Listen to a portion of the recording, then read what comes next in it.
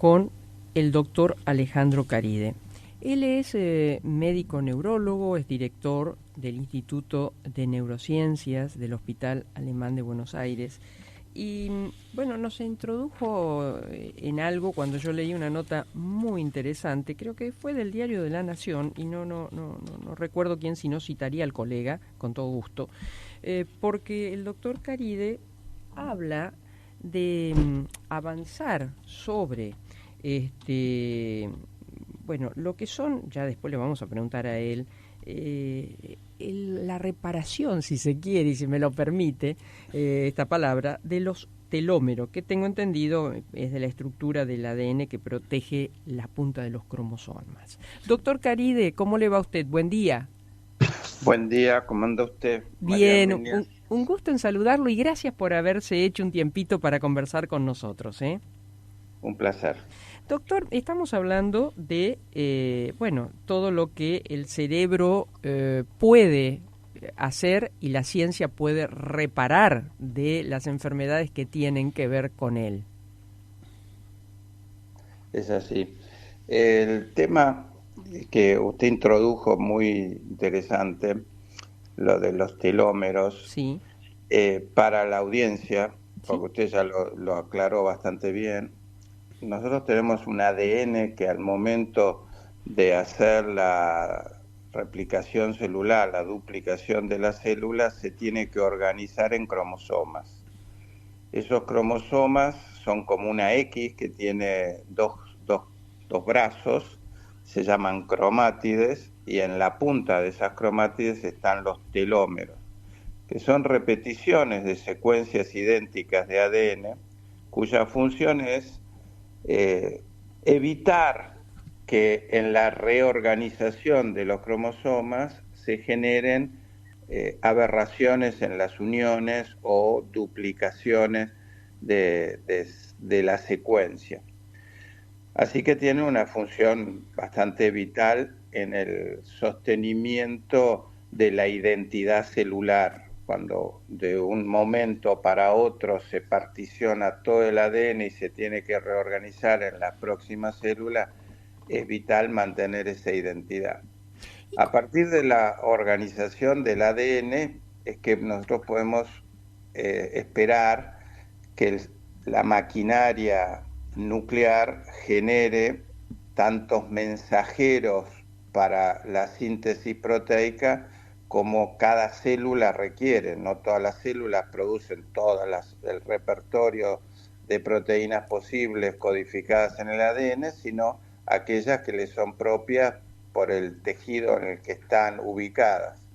Así que esa función de los telómeros en el mantenimiento de la integridad del ADN es vital. Y obviamente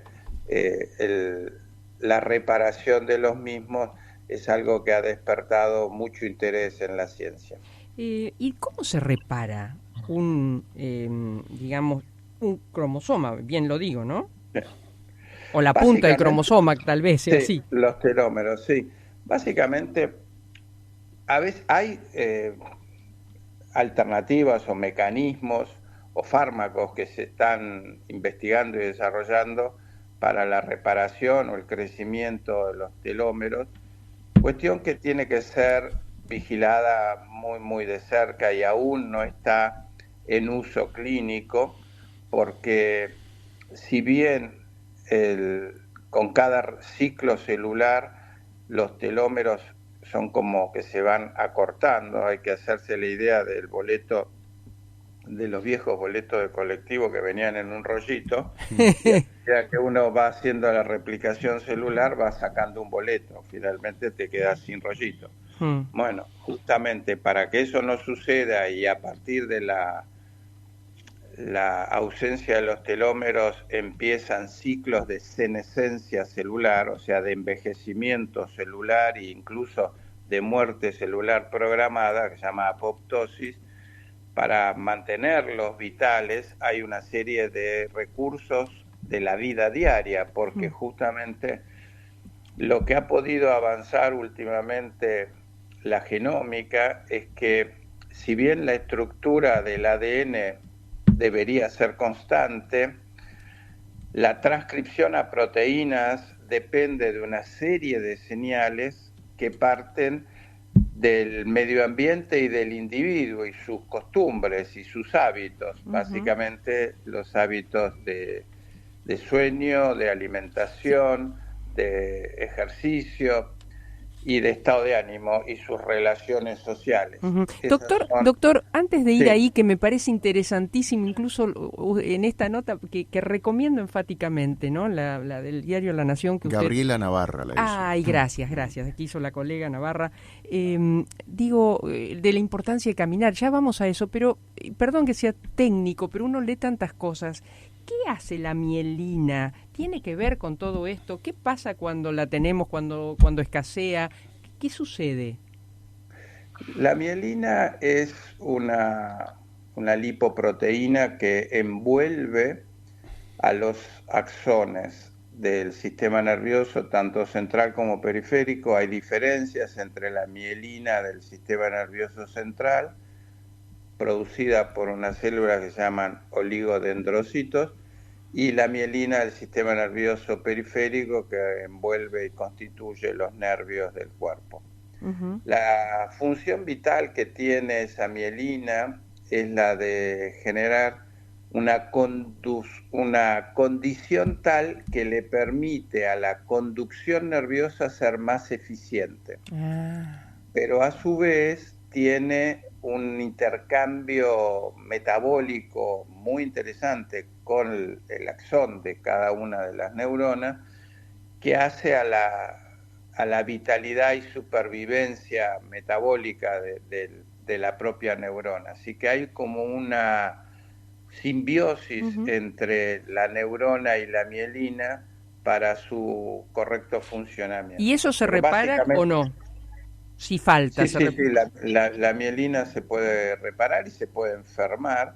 Ujú. Las enfermedades que comprometen en la mielina del sistema nervioso central, la más conocida y difundida es la esclerosis múltiple, Ah, pero dentro del espectro de las enfermedades desmielinizantes hay varias ujú. y hay también otras en las que la estructura propia de la mielina está alterada y se llaman enfermedades dismielinizantes, con Ujú. I, Connie, dismielinizantes. quiero aclarar que lo que estamos conversando con el doctor Caride desemboca, porque por ahí es tal vez muy técnico, no lo sé, pero desemboca en enfermedades con la cual uno siempre conoce a alguien, Alzheimer, la esclerosis múltiple y otras que nos contará el doctor, pero digamos que hacen a nuestra vida en general, lamentablemente, ¿no? Sí, con el envejecimiento de la población incluso, la curva de edad promedio de la población está aumentando, está creciendo la Ujú. población mundial porque se alarga el periodo de vida Ujú. y entonces últimamente hay una tendencia a que esa pirámide se vaya acostando en la base porque hay mucho menos nacimientos que una década atrás o 3 décadas atrás, y eso hace que la población empiece a constituirse fundamentalmente por adultos y adultos mayores. El hecho de que la ciencia haya perfeccionado muchas de las condiciones Sí. para que lleguemos a adultos mayores en condiciones de salud adecuada es uno de los logros que ha tenido la ciencia médica como tal. Ujú. Y toda la ciencia médica acompañada de la investigación bioquímica, farmacológica y de incluso de la industria para desarrollar dispositivos de apoyo al diagnóstico incluso a la investigación, porque hay mucho de lo que la ciencia médica surge como conocimiento viene de poder contar con herramientas que fueron específicamente desarrolladas para ello. Solo hablar del microscopio electrónico Mm. y después equipos de diagnóstico, electroforesis radiada, qué sé yo, hay millones Ujú. de avances tecnológicos que acompañan el avance del conocimiento médico.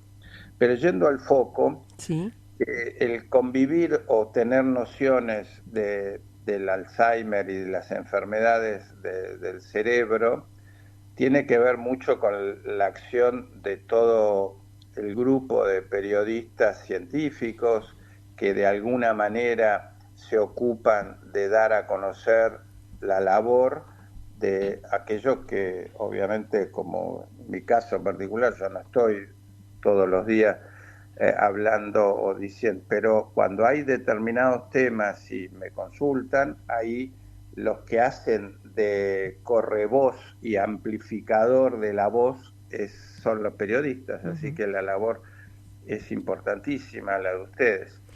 El hecho del Alzheimer es un tema que está muy en las noticias porque se están produciendo avances importantes, no solo en el conocimiento de la enfermedad y su dinámica, sino también en la posibilidad de producir cambios en esa dinámica que eviten la progresión de la enfermedad. Con lo cual se ha también perfeccionado todos los métodos de diagnóstico temprano, porque ya sabemos que cuanto antes se trate, mejor es el resultado que se obtiene. Así que hay mucho de avance en el diagnóstico. Y uno o dos indicadores que no debemos dejar pasar por alto. Básicamente, prestarle atención al informe de la familia, que es fundamental. Es la familia la que advierte el cambio en el comportamiento, el cambio en el rendimiento de memoria, el cambio en la gestión de cómo se maneja cada uno de los individuos. Porque las fallas de memoria, que si bien son uno de los principales pilares diagnósticos, no solo deben ser interpretadas como olvidos o fallas de dónde dejé mis anteojos. Ay, me tranquiliza, cada 2 por 3 me olvido los anteojos.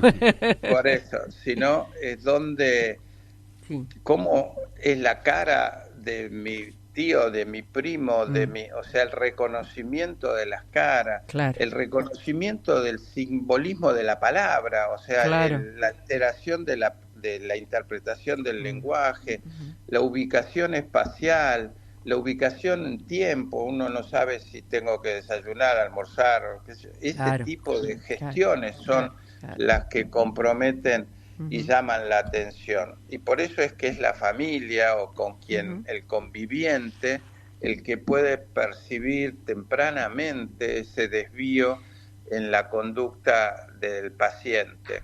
Y esos son los que traen a la consulta. Y el motivo de consulta es sí, ha cambiado, está olvidado, se olvida, tiene errores en su gestión de vestimenta, incluso cómo se viste, está dubitativo, no se abrocha los botones, qué sé yo.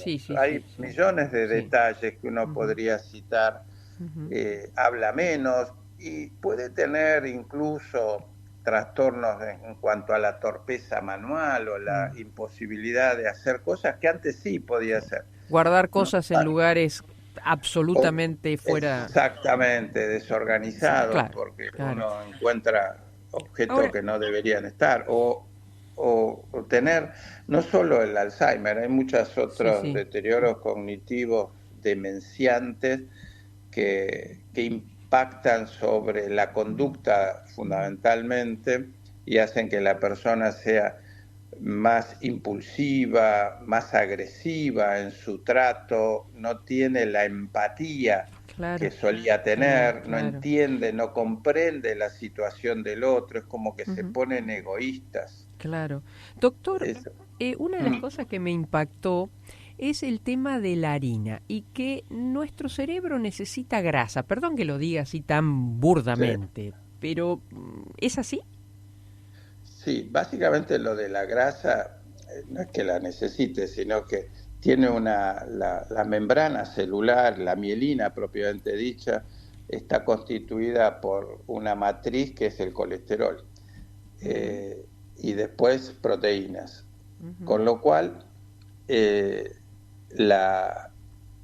tratamiento de control del colesterol a niveles sanguíneos ha llevado en la idea de que los niveles altos de la LDL, la lipoproteína de baja densidad elevada, ¿Este es el colesterol bueno o malo, doctor? lo que llaman colesterol malo, no Malo, que haya claro. uno bueno y uno malo, Sí. si está por algo. Entonces, en la interpretación y en la denominación de colesterol malo y sus tratamientos, se ha visto que inhibiendo la síntesis de colesterol aumentó desproporcionadamente la incidencia de enfermedades de deterioro cognitivo tipo Alzheimer, a la par de enfermedades musculares y de afectación del sistema nervioso periférico.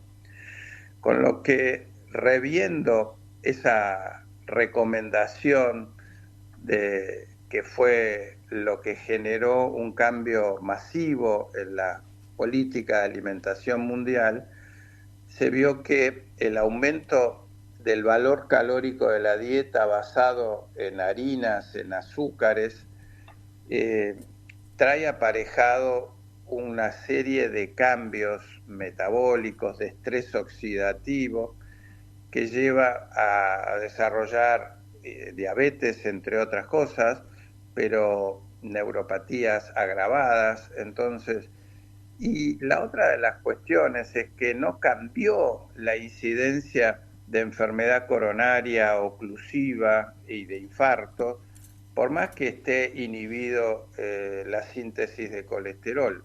Así que en series largas se ve que no es lo más recomendable inhibir la síntesis de colesterol para Pero evitar doctor, la enfermedad coronaria, porque perdón, trae otras enfermedades. Sí. Mucha gente toma, creo que depende qué graduación, pero mucho tiempo la rosuvastatina, ¿puede ser?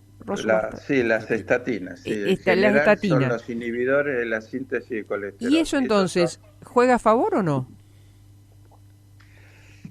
Si fuera cardiólogo diría que sí, porque estoy mirando exclusivamente el nivel de colesterol en sangre. Como neurólogo no juega tan a favor, y hay una cuestión que es muy significativa. La relación que tiene cada ser humano con un fármaco es diferente y depende de una serie de factores que tienen que ver la epigénica y la genómica de ese individuo. En grandes grupos poblacionales que sean de la misma evolución, del mismo tipo humano, del mismo haplotipo, se ve que la respuesta a determinados fármacos es diferente. De hecho, está probado que ciertos fármacos dados en Alemania producen bajada de colesterol, y en ese mismo fármaco dado en México produce una leucemia. Claro. Entonces, ¿cómo es posible, si los dos son humanos y el fármaco es el mismo, que tenga efectos tan variados o tan disímiles? Y es justamente por esa serie de señales que parten del entorno del individuo, de la alimentación, del medio ambiente, del estilo de vida, que condicionan el comportamiento de la transcripción genómica. Entonces, los fármacos que inhiben una proteína dada tienen también un impacto en la señalética de cómo se marca el ADN para replicarse y generar una proteína. Entonces, uno tiene que empezar a tomar conciencia de la importancia de adecuar y ajustar los tratamientos a cada individuo, y no bajo una normativa global que diga que tengo que tener colesterol por aquí y por allá para evitar la enfermedad coronaria. Claro. Doctor, háblenos de dos cosas tan importantes. Todo lo que implica caminar, por ejemplo. Y por otro lado, tal vez por separado, lo malo de la soledad. Bueno. Básicamente empiezo por lo de la caminata. Sí. El hecho de caminar, el humano es un individuo que se perfeccionó en la evolución de las especies justamente para poder dominar el territorio y tener territorios de caza muy amplios. Mm. Eso es básicamente por esa capacidad que tiene de trasladarse y de poder ver a la distancia porque va erecto. Entonces, la caminata y la caminata activa genera una serie de proteínas que en realidad son péptidos que se llaman endorfinas. Ajá. Las endorfinas tienen un efecto muy significativo en la homeostasis de los sistemas neuronales, sobre todo a nivel del hipocampo, que son los que regulan la memoria de corta latencia y en alguna medida tienen importancias en la conducta.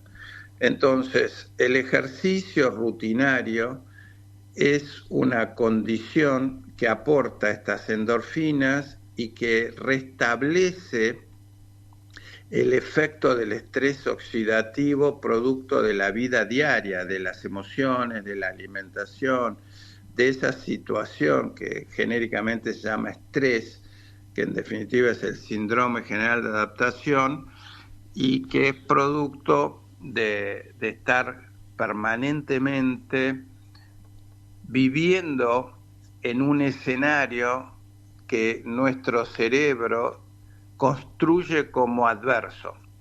Entonces, si nosotros construimos escenarios de futuro inmediato adverso, nuestro sistema se adecua para la lucha y la defensa, liberando cortisol y adrenalina. Y estas son sustancias biológicas, pero útiles en muy cortos periodos de tiempo, sobre todo para la preservación de la especie, cuando uno tiene que evitar que te ataque un depredador. Uh-huh. Eso en el desarrollo del humano luchando contra el tigre diente de sable.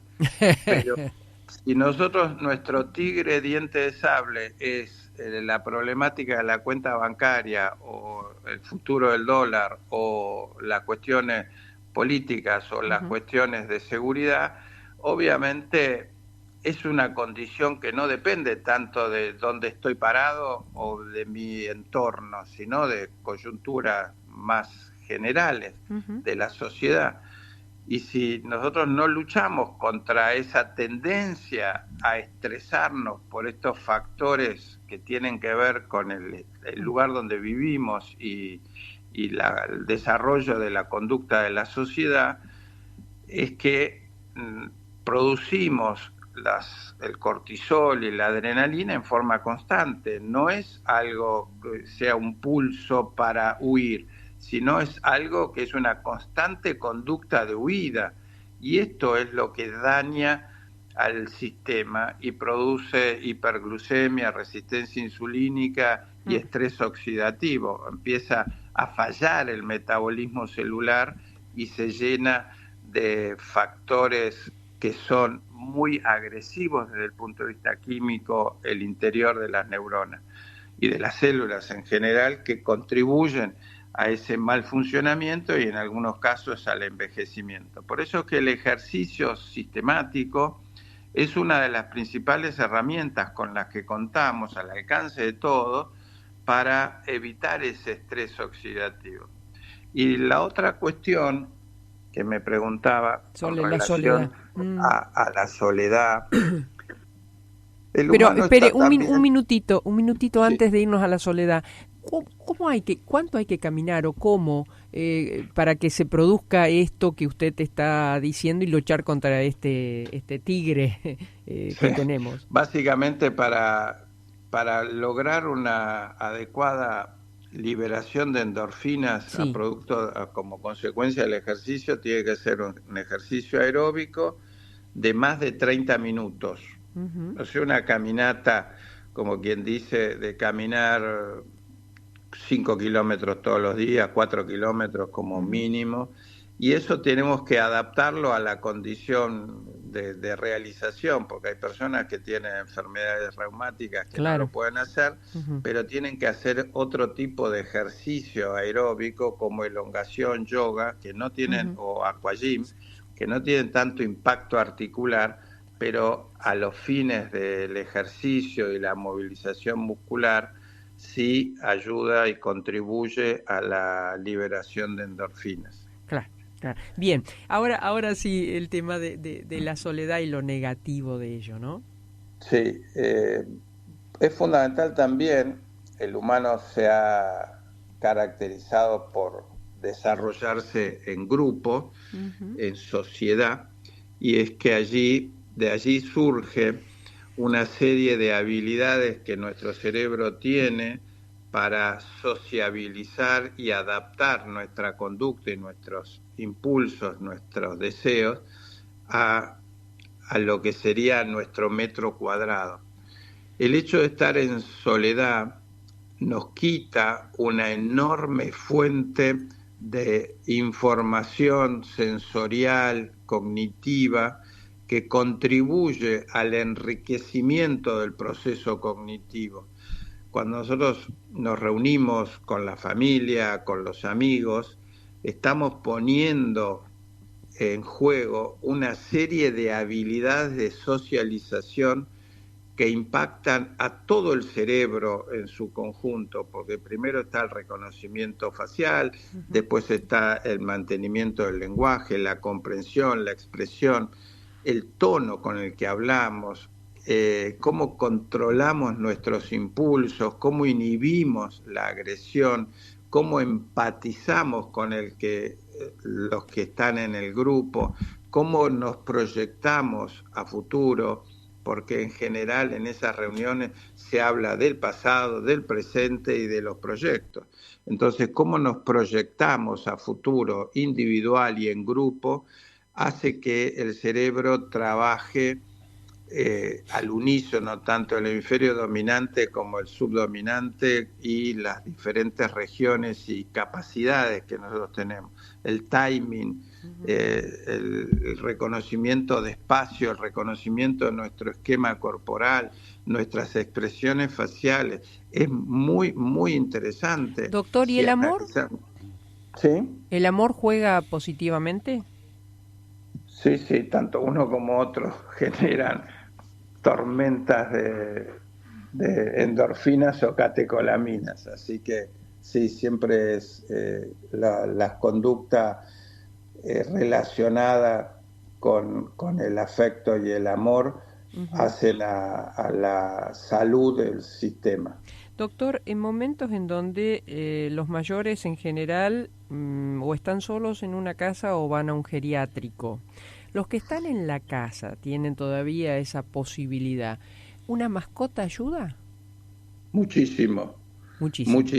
Incluso hay experiencias hechas en Oriente, tanto en Japón, que tienen esta enfermedad de la soledad muy avanzada, y en Corea, que los ingenieros han desarrollado mascotas que no son animales, sino robots, y esos robots se ha visto que lo más importante que como impacto cognitivo y de socialización del adulto mayor es que tengan ojos, que los miren, que puedan seguir su mirada, no tanto que tengan el aspecto humano con brazos, cuerpo, cuello y demás, que también es bueno, pero es mucho más difícil desarrollar un robot que tenga bipedestación y ambulación, pero sí tener un dispositivo que te pueda, por aprendizajes, machine learning, tienen inteligencia artificial todos,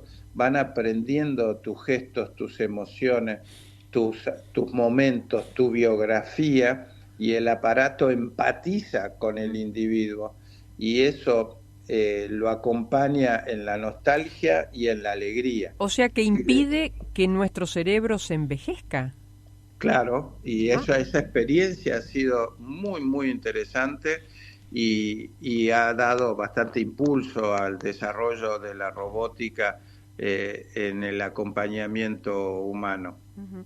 Doctor, por último, lo hemos exprimido, pero le agradezco mucho, el sueño, porque a veces, y miren, los que somos periodistas, a veces hasta nos jactábamos, no, bueno, yo duermo 5 horas por día, dormir poco, dormir mucho, ¿cuál es lo justo? ¿Qué tipo de sueño? Sí, eso es otro tema importantísimo dentro de lo que serían los factores que regulan incluso la salud de nuestros telómeros, volviendo al Sí. comienzo. Las horas de sueño tienen que ser entre 7 y 8 y es un sueño que tiene que tener una buena respiración asociada. No es solo pasar horas en la cama, sino pudiendo tener el recorrido de las diferentes etapas del sueño. Y el sueño no es solo el descanso muscular y el cerrar los ojos, sino que una de las etapas del sueño, se llama sueño REM, Sí. es vital para la subsistencia de todo el organismo, porque es a partir del sueño REM que el cerebro, a través del nervio vago, libera lo que se llama microRNA, que son mensajeros genómicos dirigidos a todas las células del cuerpo, especialmente al hígado, al corazón, a la médula suprarrenal, a los riñones y al sistema muscular, para la reparación celular en la etapa REM.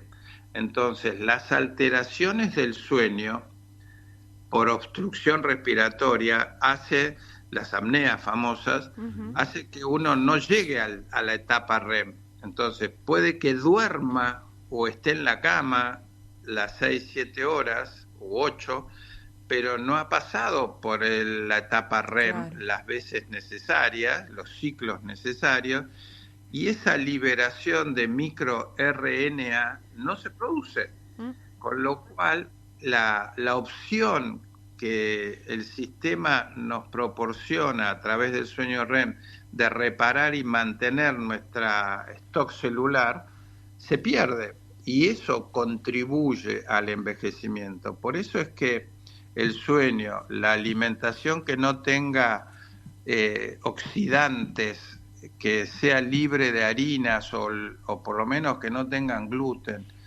o no tengan azúcares complejos ni aditivos especiales, colorantes. Hay muchos de la alimentación que está permitido en el Código Alimentario Argentino, pero que no es recomendable para nuestra salud de nuestro genoma. Con lo cual, indagar sobre el impacto que tienen determinados colorantes, aglutinantes, edulcorantes, Mm. eso es lo que está revolucionando un Ujú. poco la nutrigenómica, que es la ciencia que se ha abocado a evaluar el impacto de los distintos componentes de la dieta en la salud de nuestro genoma. Doctor Caride, lo último, ¿estamos cerca de encontrarle una, bueno, no sé si la vuelta, la receta, el tratamiento para estas enfermedades que tienen que ver con el cerebro? Sí, obviamente se ha avanzado significativamente en eso, y ahora con el desarrollo de una tecnología que se llama CART-T, ¿Cómo se llama, podemos perdón? generar CART-T, C-A-R-T, CAR-T. Y, Eso sí. nos ha permitido desarrollar una serie de modificaciones génicas que se llaman parches génicos puestos adentro de un vector que es un virus y activado externamente con un antibiótico para que se impacte en nuestro ADN, y una vez que se active se pegue al ADN, porque los virus son capaces de llegar hasta el interior del núcleo celular. Entonces son los mensajeros de como si fueran la banderita de un barco que Sí. llega hasta el núcleo y una vez que lo activamos con un antibiótico, la banderita queda pegada al núcleo, al ADN, y corrige el error metabólico. Hay muchas enfermedades que se están tratando y se está investigando significativamente para desarrollar. De hecho, ya hay varias CAR-T para diferentes leucemias y tumores específicamente, y se está estudiando para el Alzheimer, Parkinson y demás. Créame, doctor, que le agradezco infinitamente estos casi 30 minutos que usted nos brindó, ¿no? Para enterarnos de tantas cosas y fundamentalmente hacer lo que está a nuestro alcance, esto de caminar, de activar todo nuestro cuerpo, si se puede, ¿no? Si no, bueno, ver cómo se reemplaza con yoga, con otras cosas, lo aeróbico, y también una señal en rojo sobre las harinas, los transgénicos que tal vez allí hay también con el trigo y demás, los colorantes, bueno, todo esto que usted nos dejó esta mañana. Muchísimas gracias. Muchísimas gracias a usted por el tiempo también y su calidad. Gracias. Muchísimas gracias. A usted, el doctor Alejandro Caride. Yo les digo a nuestros oyentes que enseguida se prenden en esto, que después lo subimos a nuestras redes.